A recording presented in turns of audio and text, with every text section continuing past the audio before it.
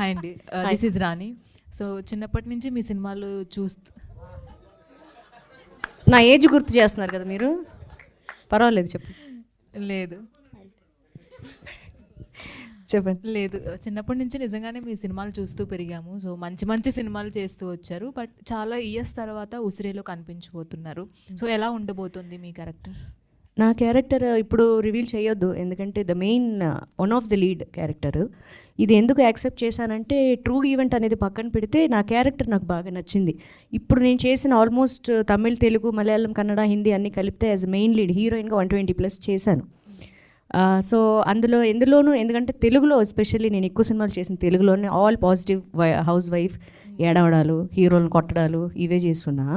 But this is the total different mother. ఇది నిజంగానే mother అయిన తర్వాత చేసిన మదర్ క్యారెక్టర్. నాకు ఆ పాపే, అంటే ఇంత కాదులేండి, చిన్న పాప.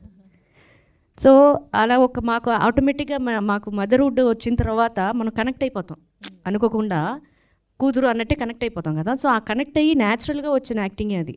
అంటే సీరియస్ అండ్ స్ట్రిక్ట్ మదర్ క్యారెక్టర్లో. అవును, మీకు చూస్తే అదే కదా తెలుస్తుంది, అలాంటి క్యారెక్టరేనండి.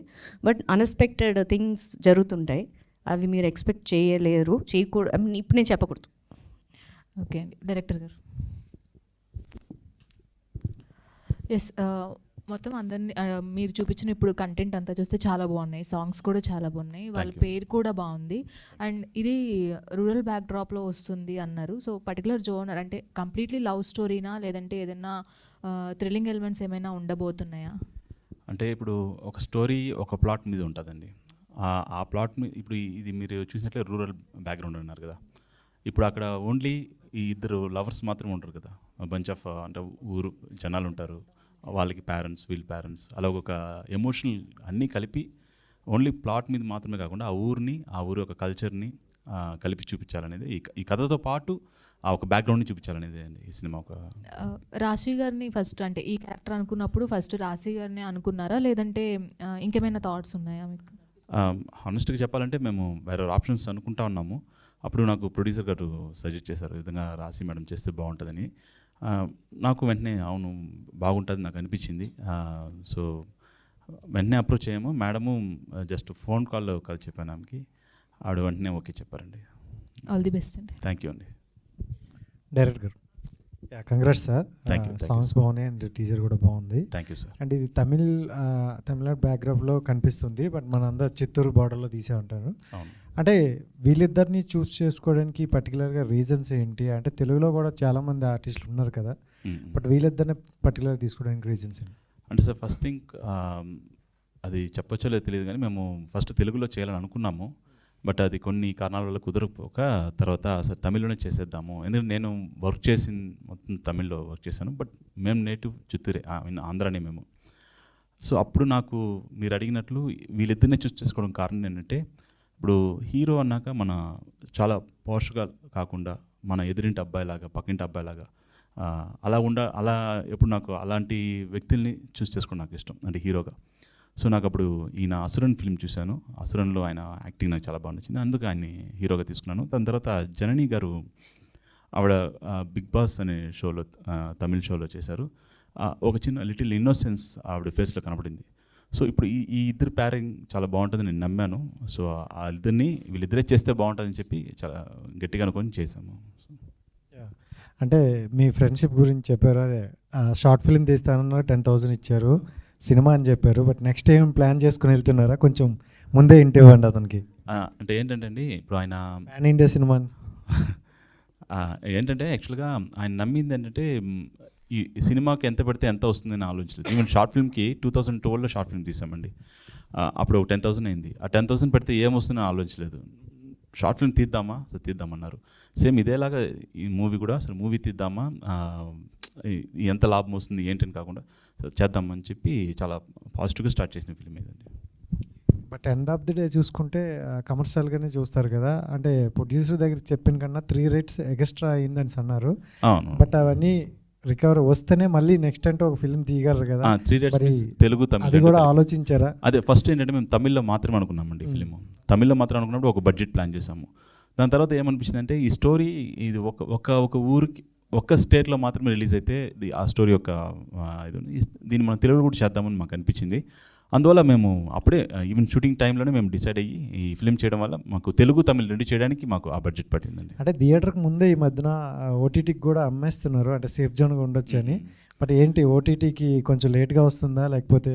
లేదండి, యాక్చువల్గా ఓటీటీ అప్రోచెస్ ఉన్నా కూడా మాకేంటంటే ఇప్పుడు రిలీజ్ తర్వాత ఓటీటీస్ రావడం సహజమే. బట్ మాకేంటంటే ఈ సినిమాని థియేటర్ ఎక్స్పీరియన్స్ చూపించాలనేదండి.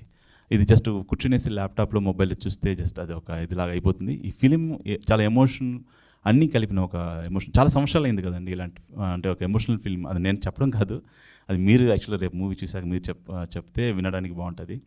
సో ఇలాంటి సినిమా థియేటర్లో చూస్తే బాగుంటుంది అనేసి అంతే. డైరెక్టర్ నవీన్ గారు చెప్పండి sir. So first of all అన్ని పోస్టర్స్ కానీ లేకపోతే ప్రమోషన్స్ కానీ చాలా బాగున్నాయి. థ్యాంక్ యూ అండి. అంటే ఫస్ట్ లుక్ రివీల్ చేయడం దగ్గర నుంచి సినిమా ప్రమోషన్లో భాగంగా అటు లోకేష్ కనగరాజన్ గారు, కమల్ హాసన్ గారు కూడా ఇంక్లూడ్ అయ్యారు కాబట్టి సో చూసిన తర్వాత వాళ్ళ దగ్గర నుంచి వచ్చిన సజెషన్స్ కానీ లేకపోతే reviews. First look Lokesh Kanagaraj, director Lokesh Kanagaraj sir, తర్వాత Vijay Sethupathi sir through online ద్వారా రిలీజ్ చేశారు.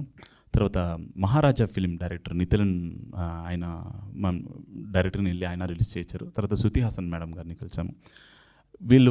వాళ్ళు చూడగానే వాళ్ళు ఈవెన్ పోస్టర్ బాగుంటేనే కదా ఎవరైనా చేద్దామని అనేసి వాళ్ళకి ఫస్ట్ ఆ పోస్టర్ నచ్చింది. ఆ పోస్టర్ ఇక్కడ లేదనుకుంటా, ఒక బైక్ మీద ఉన్న ఒక పోస్టర్. ఆ పోస్టర్ వాళ్ళు చూడగానే వాళ్ళందరికీ నచ్చి సరే ఇదేదో బాగున్నట్లుంది రమ్మని చెప్పండి అని చెప్పి వాళ్ళు నేరుగా మీట్ అయ్యి రిలీజ్ చేయించారు. అలాగే ట్రైలర్ కూడా మాకేంటంటే వెంకట్ సారు ఆయన ఇక్కడ ఉన్నారనుకుంటా, ఆయన ద్వారా మేము కమల్ హాసన్ సార్ని కలిసాం. ఎందుకంటే నేను ఒక చాలా పెద్ద అభిమాని సార్కి. అప్పుడు ఏంటంటే ఇలాంటి వ్యక్తి దగ్గర జస్ట్ మనం కనపడితేనే చాలనుకునేటప్పుడు మన ట్రైలరో మన పోస్టర్ ఆయన కంట్లో ఒకసారి పడితే చాలనుకునే ఒక ఆలోచనలో ఉన్నాను. అలాంటిది ఆయన ద్వారా మేము ఆ ట్రైలర్ చూపించే అవకాశం, అందులో సాంగ్ ఆయన ముందర ప్లే చేసే అవకాశం మాకు వచ్చింది. ఆయన చూడగానే చాలా సేపు మాతో కొన్ని విషయాలు షేర్ చేసుకున్నారు. అందులో ఆయన చెప్పిన విషయం చాలా బాగా చేశారు, ఇలాంటి సినిమాలు రావాలని చెప్పారు. అది మాకు చాలా ఈ సినిమా రిజల్టు ఇప్పుడు ఇంతమంది సపోర్ట్ చేస్తున్నారు, ఈ సినిమా హిట్ అవ్వాలని కోరుకుని చేస్తున్నారు. దానికన్నా మాకు ముందుగానే వచ్చిన సంతోషం ఏంటంటే వీళ్ళ ద్వారా ఈ సినిమా రావడం బయట సంతోషం. Thank you sir, all the best. రాశి గారు. మేడం, సో చాలా రోజుల తర్వాత మిమ్మల్ని చూస్తాం, చాలా హ్యాపీగా ఉంది. Thank you. అంటే సార్ పర్సనల్గా చూసుకుంటే అంటే నా వరకు అంటే సినిమాలు చూస్తూ ఉంటాం, మీ సినిమాలు కూడా చూస్తూ ఉంటాం కాబట్టి మీరు 2 సార్లు షాక్ ఇచ్చారు. ఒకటి నిజం సినిమాలో ఆ క్యారెక్టరు, మళ్ళీ చాలా రోజుల తర్వాత ఇక్కడ అంటే ఇది ఎప్పుడు మీరు సాఫ్ట్గా చాలా క్యూట్గా ఉంటారు, బట్ కొంచెం రూట్ మార్చారు అనుకోవచ్చా? మార్చలేదు. అన్నీ అప్పుడు నేను హీరోయిన్గా ఉన్నప్పుడు ఆ మూవీస్లో ఉన్నప్పుడు వేరు, ఇప్పుడు మదర్గా ఒక వదినగా ఒక అక్కగా దిగినప్పుడు మనకి కంఫర్ట్గా మనకి బాగుంది అనిపిస్తే చేయటం వేరు. నేను రూట్ మారిస్తే వాళ్ళ రూట్లోకి నేను ఎలా వెళ్ళగలను? నేను ఎక్స్పెక్ట్ చేసేది ఏంటంటే ఒక మెయిన్ పిల్లర్ రోల్ చేయాలి. ఏదో ఇప్పుడు మదర్స్ అంటే కొన్ని సినిమాల్లో చెప్తున్నా వడ్డించడానికి వెనకాల ఏదైనా నుంచి ఎమోషన్ ఫీల్ అవ్వడానికి ఇంతే ఉంటుంది, మాట్లాడేది తక్కువ ఉంటుంది, అంటే స్టోరీలో ఇన్వాల్వ్మెంట్ తక్కువ ఉంటుంది. బట్ ఇందులో నేను కూడా వన్ ఆఫ్ ద స్టోరీలో మెయిన్ ఇన్వాల్వ్మెంట్తో చేసిన క్యారెక్టర్. సో అట్లా నేను ప్లాన్ చేసుకున్న రూట్ ఏం మార్చలేదు. నాకు వచ్చింది ఆఫర్, నాకు నచ్చింది, ఐ యాక్సెప్టెడ్. అంటే ఇప్పుడు ఇన్నేళ్ళు గ్యాప్ తర్వాత ఈ గ్యాప్లో ఎప్పుడు తెలుగు డైరెక్టర్స్ అప్రోచ్ అవ్వటం కానీ లేకపోతే అప్రోచ్ అయినా మీకు ఆ క్యారెక్టర్స్ నచ్చక వేరే రీజన్స్ వల్ల ఏమన్నా కొన్ని సినిమాలు రిజెక్ట్ చేశారా? అది చాలా తక్కువ యాక్చువల్గా. మీరు బాగా గుర్తు చేశారు నాకు. I just want to tell all of you that నేను చేస్తానా లేదా అని క్వశ్చన్ మార్క్లో ఉన్నారు అందరూ. ప్రొడ్యూసర్స్ కానీ డైరెక్టర్స్ కానీ ఎవరైనా సరే. ఆవిడ చెయ్యరు అంట అనేది ఎవరు పబ్లిసిటీ చేస్తారో నాకు తెలీదు. నన్ను అప్రోచ్ అయిన వాళ్ళు ప్రతి ఒక్కళ్ళు కూడా మేడం మీరు చేస్తున్నారా అనే ఫోన్ కాల్లో హలో అన్న తర్వాత వచ్చే ఫస్ట్ డైలాగ్ అదే. నేను చేయను అని ఏ ప్రెస్ మీట్లోనూ చెప్పలేదు. నేను ఇలాంటి మీటింగ్స్లో ఎలాంటి చిన్న ఈవెంట్స్కి గెస్ట్గా అది వెళ్తున్నాను కదా, అక్కడ ప్రెస్ వాళ్ళు వచ్చినప్పుడు కూడా నేను మూవీస్ మానేశానంటని కానీ నేను చేయనని కానీ చేయట్లేదని కానీ నేను చెప్పలేదు కదా, మీరెందుకు అలాగ అనుకుంటున్నారు? సో మేబీ వాళ్ళే మనం కొన్ని అనేసుకుంటూ ఉంటాం, వాళ్ళు చెయ్యరు ఆ పని, వీళ్ళే చేస్తుంటారని. అలాగా వాళ్ళు ఫిక్స్ అయిపోయారు నేను చేయనని. నేను హైదరాబాద్లోనే ఉన్నాను అండ్ ఆల్సో చెన్నై 2 ట్రావెల్ చేస్తున్నాను. మొన్న లాస్ట్ టైం ఈవెంట్కి కూడా చెన్నై వెళ్ళాను. సో అక్కడ కూడా అదే చెప్పాను. సో క్వశ్చన్ మార్క్లో మీరు డిసైడ్ అవ్వకండి, ఐఎమ్ బ్యాక్. సో ఇప్పుడు నేను కూడా షూట్ నుంచే వచ్చాను, మళ్ళీ ఇప్పుడు నైట్ షూట్కి వెళ్ళాలి. So 4-5 movies already I'm done, shooting అయిపోయింది. తెలుగులోనా మేడం? తెలుగు తమిళ్ కూడా. ఇది అవన్నీ కూడా పోస్ట్ ప్రొడక్షన్స్లో ఉన్నాయి ఇప్పుడు. సో మేము రెగ్యులర్గా కలుస్తూనే ఉంటాను ఇంకా madam. Done ma'am, waiting. Thank you. Hero and heroine గారు ఇద్దరికి కామన్ క్వశ్చన్. సో మీరు లెజెండరీ డైరెక్టర్ వెట్రిమారన్ గారితో చేశారు అండ్ మీరు విజయ్ గారితో చేశారు. వాళ్ళ నుంచి వెళ్ళి చూసి నేర్చుకున్నటువంటి ఏమైనా థింగ్స్ ఉంటే చెప్పండి. நீங்கள் விஜய் கூட பண்ணியிருக்கீங்க, எப்படி ஃபீல் பண்ணுறீங்க? அந்த அவரை பற்றி how you feel about work with Vijay sir? నన్ను మధ్యలో ఎందుకు కూర్చున్నానంటే ఇటు ఇటు కూడా అర్థమైంది కదా సార్?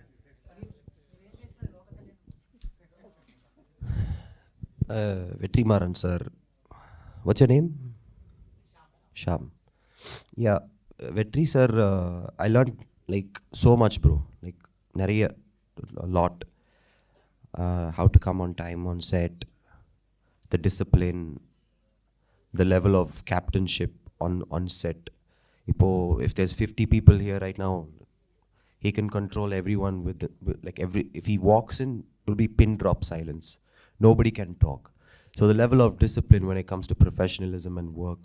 So under ஒரு when I see that, I want to be like that, you know, like when I obviously like every set is different, like he has his own working style. Vetrimaran sir has his own, but when I see Vetrimaran sir, he's able to, that's why his films are like very, you know, very sharp. And I've also worked with Vijay sir. I'm currently working in Jananayagan. Again, the level of patience. Just before saying rolling camera action, how they gradually get into that character, and then, you know, how he changes, transforms. It's amazing to watch, and they're both inspiring. And I've worked with Prithviraj Garu in Malayalam, which is just finished. Even him, all these senior professionals, these actors are like, and directors are just so amazing. Learning, bro. You know, kathikittu da irukken.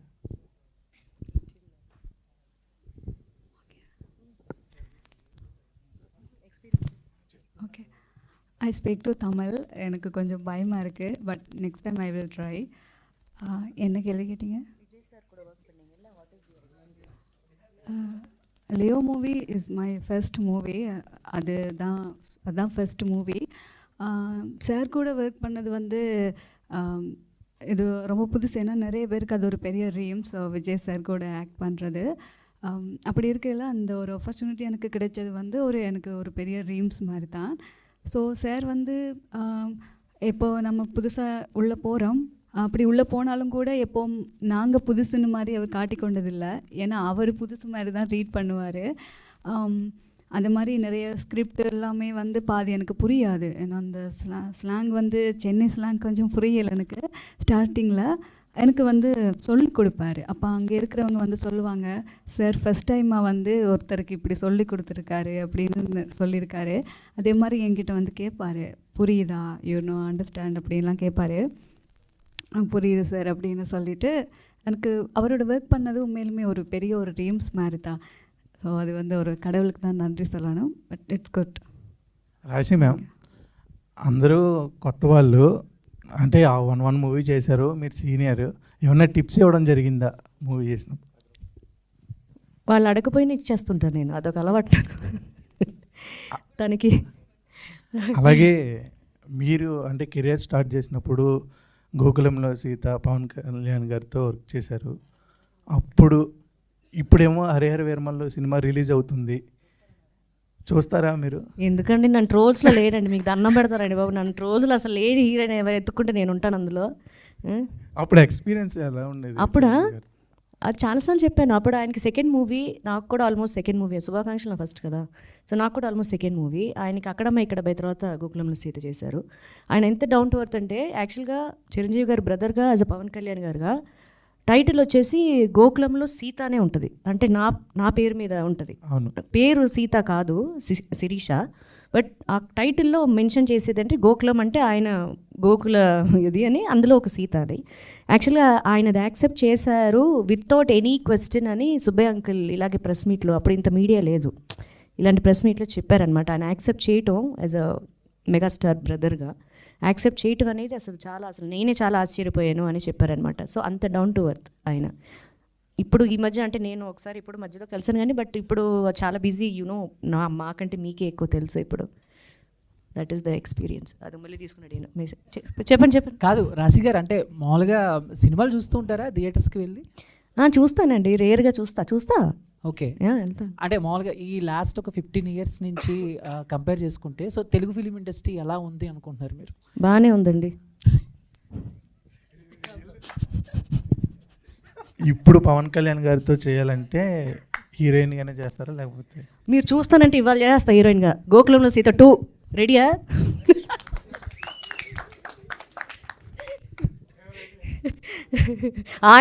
ఆయన ready అంటే నేను ready. So producer గారు,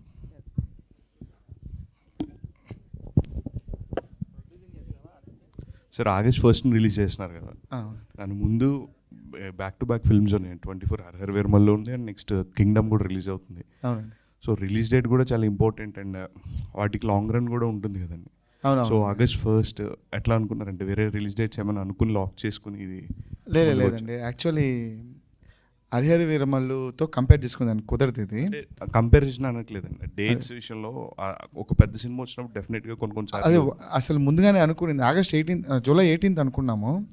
అది మళ్ళీ August 1కి వెళ్ళింది. దేవుడిపైన నమ్మకము, మీపైన నమ్మకం, మీపైన నమ్మకము. మీరు కానీ తీసుకెళ్లారంటే పవన్ కళ్యాణ్ సార్ సినిమాలు చూసేదాంతో 10% మా సినిమా చూస్తే చాలు. అదే మేము చాలా పెద్ద హిట్ మాకు. మీ సపోర్ట్ ఇందులో కూడా కావాలి మాకు. సో అదే ఆగస్ట్ 1 అనేది ఫిక్స్ అయ్యాము. తమిళ్లో కూడా ఒక 4-5 సినిమాస్ ఉంది. మన కంటెంట్ పైన నమ్మకంతోనే ముందుకెళ్ళాము. అదే విషయం. Thank you. All the best. Thank you. రాశి గారు ఇక్కడండి. రాశి గారు అంటే అందరికి గుర్తొచ్చేది ప్రేయసి రావే, తర్వాత ఇంకో సినిమా అమ్మో 1వ తారీఖు. ఇలాంటి శ్రీకాంత్ గారి కాంబినేషన్లో రాశి గారి సినిమా అంటే సూపర్ హిట్ అనే ఒక గుర్తుంది. ఇప్పుడు ఈ మధ్యకాలంలో వచ్చిన సినిమాల్లో ఇప్పుడు శ్రీకాంత్ గారు ఏమైనా రాశి గారితో ఏమైనా నటించే అవకాశాలు ఏమైనా ఉన్నాయా? నేను ఆర్టిస్ట్నా, ప్రొడ్యూసర్నా, డైరెక్టర్నా మీరు చెప్పండి. ఈ క్వశ్చన్ వాళ్ళని అడగాలి మీరు. హీరోయిన్గా శ్రీకాంత్ నేనునా? ప్రేస్ రావి 2ఆ? ఓకే, మీ ఇష్టం. మీరు అదే కదా అడుగుతున్నారు. మళ్ళీ శ్రీకాంత్ అంటే మరి హిట్ పేరు అంటే ప్రేస్ రావే, ఇప్పుడు ఆయనే మెన్షన్ చేశారు. అదే కదా మీ క్వశ్చన్లోనే ఆన్సర్ ఉంది. అదే నేను చెప్తున్నాను. సార్ ప్రొడ్యూసర్ గారు, ప్రొడ్యూసర్ అండ్ డైరెక్టర్ సార్, జనరల్గా ఇలాంటి ఒక రియలిస్టిక్ లవ్ స్టోరీ సినిమాలు ఇతర భాషల్లో అంటే తమిళ్ కానీ మలయాళం కానీ ఇలాంటి సినిమాలు వస్తుంటాయి. సో అలాంటి అక్కడి నుంచి వచ్చిన సినిమాల్ని మన ప్రేక్షకులు ఆదరించినందుగా ఇక్కడ ఇలాంటి సినిమాలు చేస్తే ఆదరించరు. సో ఒక నానుడి ఉంది, ఇలాంటి సినిమాలు మనం కూడా తమిళ్లో చేసి తెలుగు తీసుకొద్దాం అనే ఒక నానుడి ఉంది. దాన్ని మీరు ఇప్పుడు నిజం చేశారేమో అనిపిస్తుంది నాకు. ఒక తెలుగు ప్రొడ్యూసర్, ఒక తెలుగు నిర్మాత ఉండి ఒక తమిళ్ ఫ్లేవర్ ఉన్న సినిమాను మీరు అంటే తమిళ ఆర్టిస్ట్తో చేయడానికి రీజన్ అదే అనిపిస్తుంది. దీని పట్ల మీ స్పందన ఏంటి? సార్ తెలుగు తమిళ్ అనేది కాదు సార్ ఇక్కడ. యాక్చువల్లీ తెలుగులోనే ఫస్ట్ అనుకున్నాం సార్. 2-3 హీరోలు అనుకున్నాము, వాళ్ళ డేట్స్ మాకు కుదరలేదు. తర్వాత డైరెక్టర్ గారు వచ్చి మనం తెలుగులో తమిళ యాక్చువల్లీ ఇక్కడ మెయిన్ ఏమంటే చిత్తూరు అనేది మెయిన్ కాన్సెప్ట్ సార్. ఇక్కడ చిత్తూరుని చాలా బాగా చూపించాము. చిత్తూరు అనేది తమిళనాడుకి ఆంధ్రాకి బార్డరు. అక్కడ జరిగిన స్టోరీనే దీనికి తీసుకొచ్చాము. తెలుగు ప్రొడ్యూసర్ వెళ్ళి తమిళని పైకి తీసుకురావాలనేది కాదు సార్. ఇప్పుడు ఇండస్ట్రీ అనేది మీకే తెలుసు, నేషనలిజం లాగా అయిపోయింది. అందరూ సినిమాలు చూస్తున్నారు. మనం తెలుగు సినిమాలు తమిళ్లో ఆదరిస్తాను, తమిళ సినిమాలు తెలుగులో ఆదరిస్తాను. ఇప్పుడు అన్నీ పాన్ ఇండియాస్ మూవీసే కదండి. తెలుగు తమిళ్ అనేది ఏంది మనం చేయడానికి లేదు కదా. ఇప్పుడు కూలీ సినిమా సార్ది వస్తుంది, రజనీకాంత్ సార్. ఇక్కడ నుంచి నాగార్జున సార్ వెళ్ళారు, అక్కడ నుంచి అమీర్ సార్ వచ్చారు. అందరూ ఇప్పుడు లేదండి తమిళ్ తెలుగు అని లేదండి, సినిమానే అండి, అంతే అండి. Thank you. జనని గారు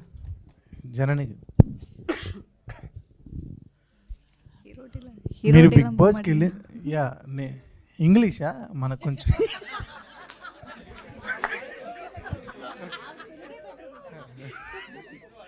ఓకే కాదు అర్థమవుతుంది, నేను చెప్తే అర్థమవుతుంది.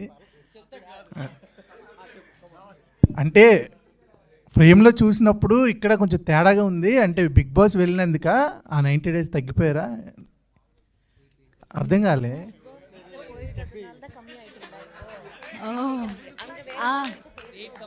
அங்கே போயிட்டு கொஞ்சம் வெயிட் கெயின் ஆகிட்டேன், இங்கே வந்து கொஞ்சம் வெயிட் கம்மி பண்ணிட்டேன். అర్థమైటా? You understand? చెప్పేస్తాను. అర్థమైందా? అర్థమైంది. Any different? అక్కడ కొంచెం చబ్బీగా ఉన్నారు, ఇక్కడ కొంచెం which look you like? Both అంటే కరెక్ట్గా చెప్పాలంటే అక్కడ పారం కోడి, ఇక్కడ నాటుకోడి అన్నట్టు ఉంది.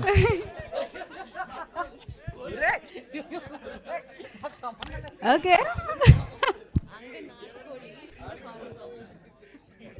మీ క్వశ్చన్ ఏంటి, మీరేం అడిగారు? బిగ్ బాస్కి వెళ్ళిన తర్వాత లావ్ తగ్గారా, లేకపోతే ఏమన్నా సినిమా చేస్తున్నారా కొంచెం సన్నగా అవటానికి అని? మీరు కూడా అలాగే ఉన్నారు. దాన్ని ఎలా అడగాలంటే మీరు స్లిమ్ అయ్యారు, ఎలా, ఎందుకు అని అడగాలి.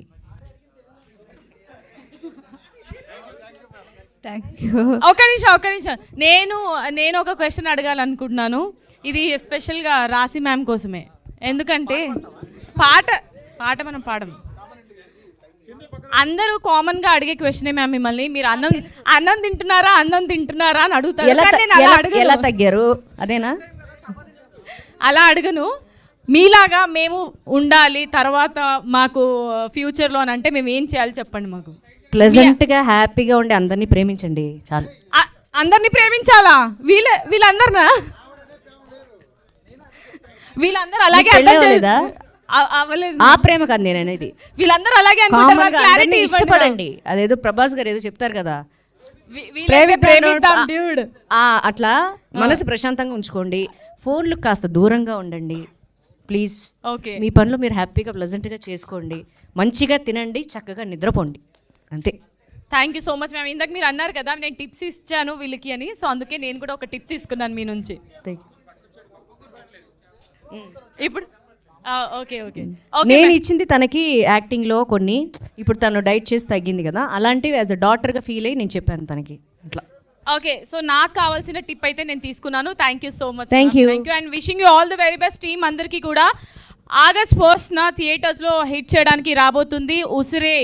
సో అందరికీ కూడా all the best. Thank you so much to the team.